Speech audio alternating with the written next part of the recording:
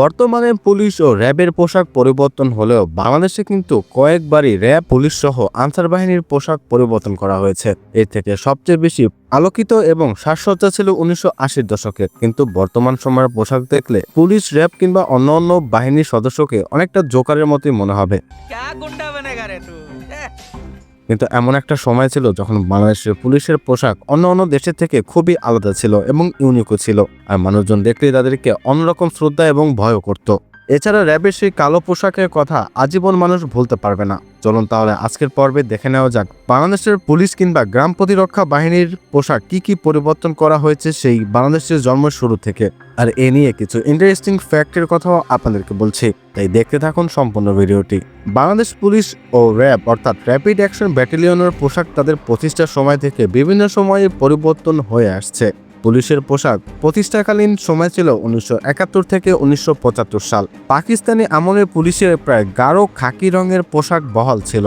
সাধারণত হাফ হাতা শার্ট এবং ফুল প্যান্ট ব্যবহার করা হতো। মাথায় ছিল পিক ক্যাপ অর্থাৎ পুলিশ ক্যাপ। এছাড়া 1980 এবং 90-এর দশকে এর পোশাক কিছুটা পরিবর্তন করা হয়। খাকি রঙের পোশাকের পাশাপাশি গাঢ় নীল রঙের শার্ট এবং কালো প্যান্ট চালু হয়। ঊর্ধ্বতন কর্মকর্তাদের জন্য সাদা শার্ট এবং কালো প্যান্ট নির্ধারিত ছিল। মাথার জন্য বুট এবং ক্যাপ উন্নত করা হয়। তারপরে সবচেয়ে বড় পরিবর্তন আসে 2000 সালের দিকে।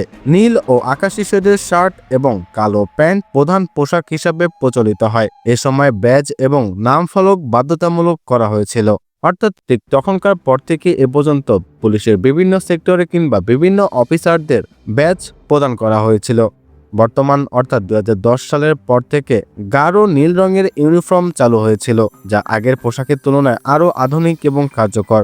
নির্দিষ্ট দায়িত্বে থাকা পুলিশের জন্য আলাদা আলাদা পোশাক নির্ধারণ করা হয়, যেমন ট্রাফিক পুলিশ, এসপিএফ, এডিসি ইত্যাদি। কাঁধের র্যাঙ্ক এবং ব্যাজ স্পষ্ট করে তা প্রদর্শিত করা হয়েছিল। র্যাবের পোশাক। র্যাব প্রতিষ্ঠা করা হয় 2004 সালে। র্যাবের প্রতিষ্ঠাকালীন সময় থেকে কালো পোশাক প্রচলিত ছিল। শার্ট এবং প্যান্ট উভয় কালো রঙের, যা দ্রুত চিনতে সহজ হতো। এছাড়া রাস্তাঘাটে মানুষজন দেখলেই কালো পোশাকধারী কাউকে দেখলেই মনে করত এটা সাধারণত র্যাব, কারণ র্যাবের অন্যতম একটা বিশেষত্ব বৈশিষ্ট্য হচ্ছে কালো প্যান্ট, কালো জুতা, কালো সানগ্লাস, কালো টুপি, এমনকি তাদের সাথে যে বন্দুকগুলো থাকতো সেগুলোও কিন্তু কালো রঙের হতো। এছাড়া হাতে কালো গ্লাভস এবং কালো বুটও পরা হতো। মাথার জন্য কালো বেসবল ক্যাপ কিংবা হেলমেট ব্যবহার করা হতো। আবার 2005 থেকে 2010 সালে কিছুটা পরিবর্তন করা হয়। পোশাকে ক্যামোফ্লেজ ডিজাইন যুক্ত করা হয়, বিশেষ করে অভিযানের সময়। ব্যাজ এবং র্যাবের লোগো স্পষ্টভাবে প্রদর্শিত হতে থাকে। এছাড়া 2010 সালের পর থেকে কালো পোশাকই প্রধান, তবে অভিযানের ক্ষেত্রে কিছু নির্দিষ্ট দলকে ক্যামোফ্লেজ দেওয়া হতো। বুলেট প্রুফ জ্যাকেট এবং আধুনিক যন্ত্রপাতি দিয়ে পোশাক আরও উন্নত হয়। মাথার হেলমেট বা আধুনিক কমব্যাট ক্যাপ ব্যবহার করে তারা। পোশাকের রং এবং ডিজাইন পরিবর্তনের প্রধান কারণ ছিল দায়িত্বের ধরন অনুযায়ী কার্যকারিতা বৃদ্ধি করা, দৃশ্যমানতা ও পরিচয় সহজ করা এবং আধুনিকতার সঙ্গে সামঞ্জস্য আনাও এর মূল উদ্দেশ্য।